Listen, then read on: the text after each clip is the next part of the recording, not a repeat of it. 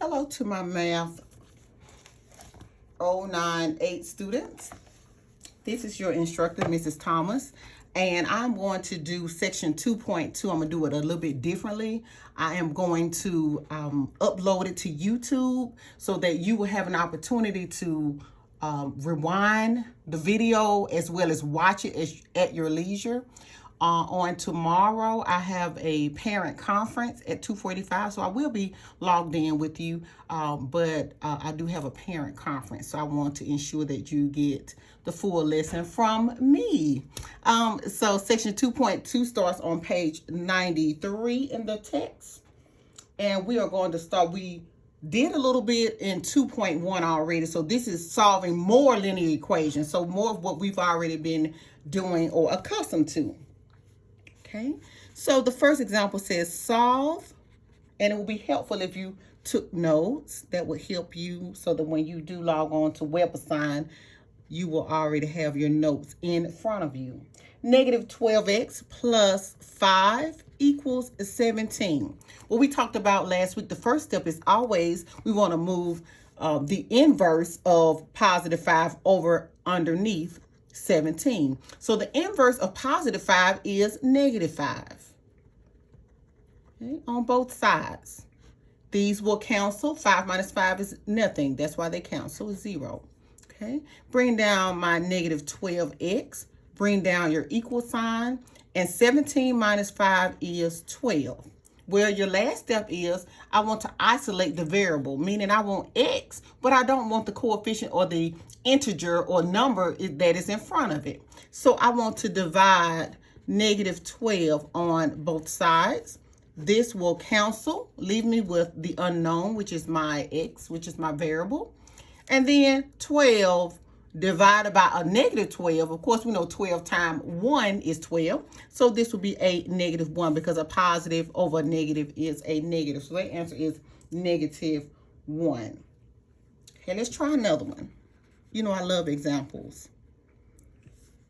Okay, what about 2x plus 3 equals 15? What will be your first step? I'm hoping you are moving the positive 3, all right? And when I say moving, I mean inverse, opposite of what I see, okay? So that I want you to move it over here underneath a 15, which I'm sure you already have. So the opposite of a positive 3 is a negative 3 on both sides. That's your inverse, opposite. These will cancel. Bring down your 2x, my equal sign, and 15, take $3 away is 12. Okay, and your last step is always to isolate the variable. So I'm going to divide what? Good. I'm hoping you say it 2 on both sides. This will cancel. And then 12 divided by 2 is 6. Or if you put this in calculator, it will give you 6. Or you think your 2 timetables, 2 times what will give me 12, which is 6. Okay, so far so good. Okay, let's try this example. X divided by 3 minus 7 equals negative 3. Okay, I want you to think of it just like we did last week. No worries. Okay, and if you need to see a 1, you can put a 1 if you would like to.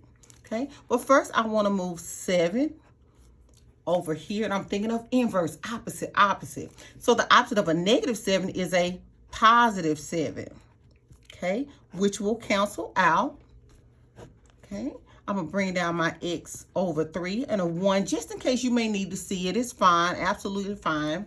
Negative 3 plus 7, these are your integers. So here, if you put negative 3 plus 7 in the calculator, it will give you the number 4. Okay, positive 4. So it's like having $7, taking away $3 gives you $4. Okay. The next step is, remember we did last week, if you don't write the 1, it's perfectly fine. It's an understood 1. But we talked about the opposite of the inverse. The opposite of a division is to multiply. Okay, so you just multiply these two. If you need to see it in its form, I would do the reciprocal, just like we talked about in class, on both sides. Okay, these will cancel, leaving you with x. And if you say, well, Miss Thomas, this doesn't have, this is just a whole number 1. If you need to, okay, They're rational. So that means you can put anything over 1, a whole number over 1. It's still the same. 4 times 3 is 12. And 1 times 1 is 1. But of course, we know if you put 12 divided by 1 in the calculator, it will give you 12. Okay, so far so good. Okay, let's try another one. Let's try another one. Solve a minus 3 over 5 equals negative 2. Okay. Now you may say to yourself, Miss Thomas, I have no idea. Or you may say, Miss Thomas, I vaguely remember how to do this, but I think I will possibly multiply 5 times negative 2 together. You're absolutely right. Okay. So how you would set this up is, I want to get rid of 5. I don't like that fraction, so I'm going to multiply it on both sides. Okay. When you multiply it on both sides, you cancel it out. Okay. So just one step. That's it. Okay. Whatever's in the denominator, you just put a parentheses around it, and you know you're going to multiply it. Okay. So that will leave you with a minus 3, and you're going to multiply the 5 that you moved over here. So negative 2 times 5 is negative 10. Okay.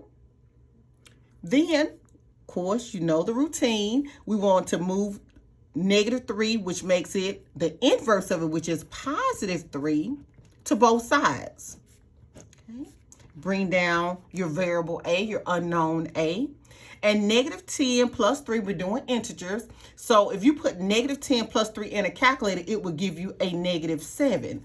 Also, if you were using a number line, if you were on the 10th floor, you were down in the basement, the negative 10, and you moved, the elevator moved up 1, 2, 3, it will be on the negative 7. Okay, so just think of it like an elevator.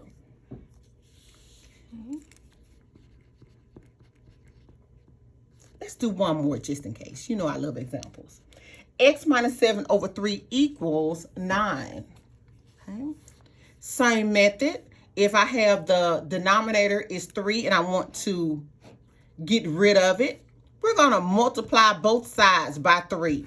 When you multiply both sides by 3, it will cancel the left side out, leaving you with x minus 7. And 9 times 3 will give you 27 in your calculator. Okay. The last step, I want you to move 7 to the right-hand side by doing its inverse. So the opposite of a negative 7 is a positive 7. They will cancel out.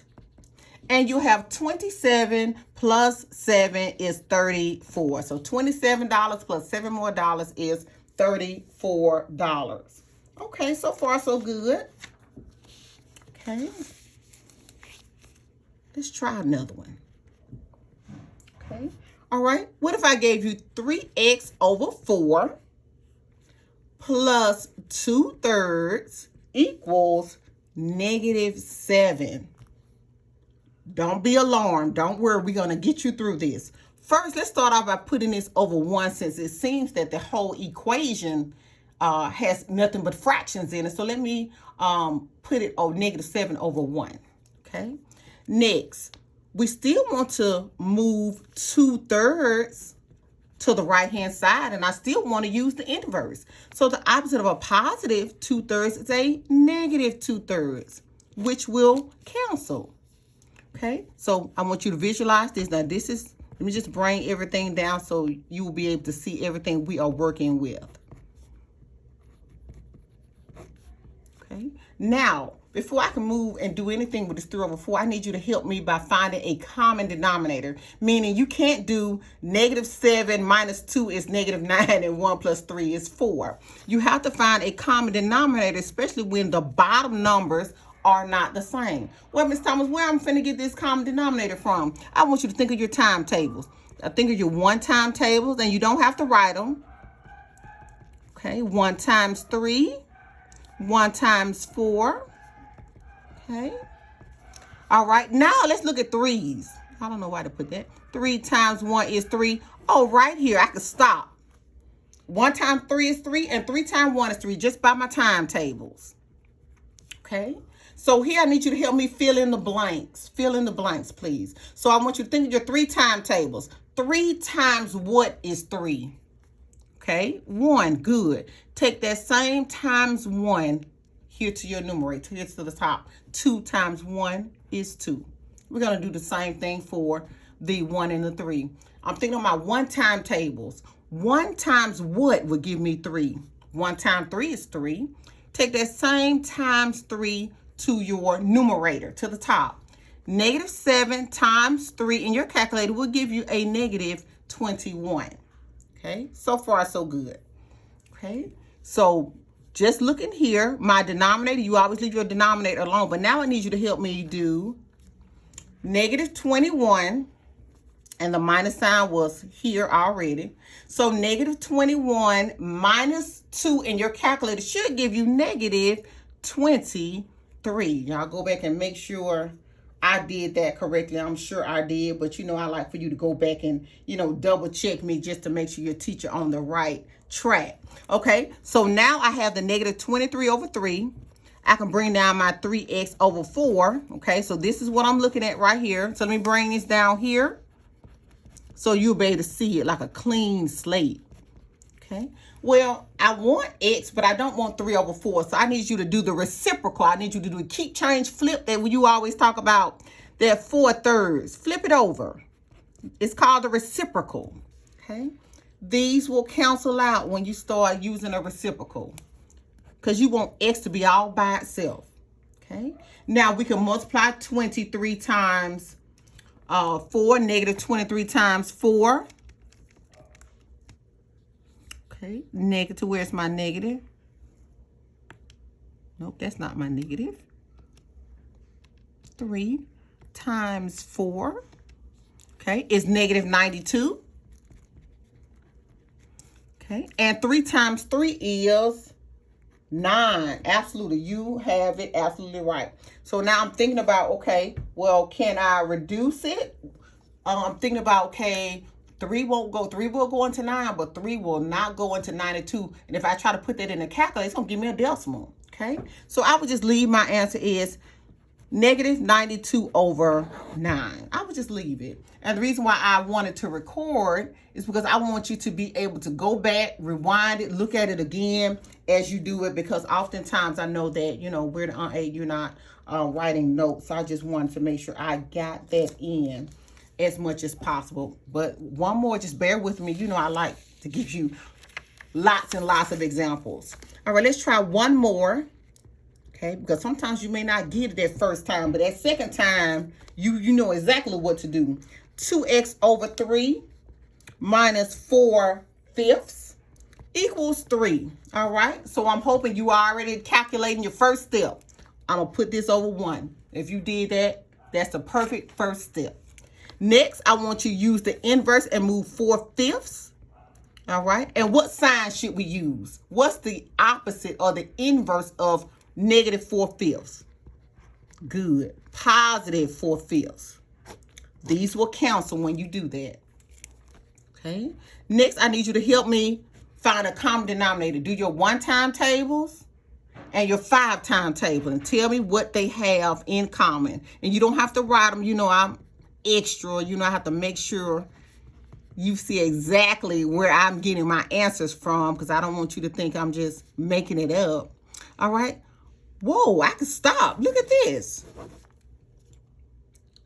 5 times 1 is 5, and 1 times 5 is 5. Okay, I have my common denominator right here. Okay, next, now you need to help me fill in the blank. 5 times what would give me 5? All right, times 1. Very good. Take that same times 1 to the top, to your numerator. 4 times 1 is 4. Very good. Next, 1 times what would give me 5? All right, so that would be times 5. Take that same times 5 to your numerator to the top. 3 times 5 is 15. So far, so good. So you leave your common denominator alone. You leave that 5 alone. And then we want to add our numerators. Add the tops. 15 plus 4 is 19. Okay, well, what do we have left over on this left-hand side? We have 2x over 3. Okay, 2x over 3. So I want you to do the reciprocal. You always do the reciprocal when you have a fraction that's blocking you from doing what you need to do. Okay, so we're going to do the reciprocal of 2 over 3, which is 3 over 2. These will cancel out. Okay, 19 times 3 equals 57.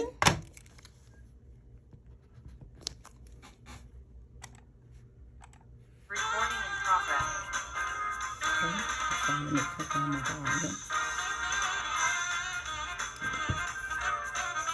All right, y'all, my Zoom call has started, which is 57, and 5 times 2 is 10. So this answer is 57 over 10. You don't have to reduce it because there's no way it can be reduced. 2 won't go into 57. 3 may go into 57, but 10 won't. So I want you to, students, I want you to study this. Let me put this first one back up here. Little jazz music in the background to get you started with your work. I'm sure you can always rewind it.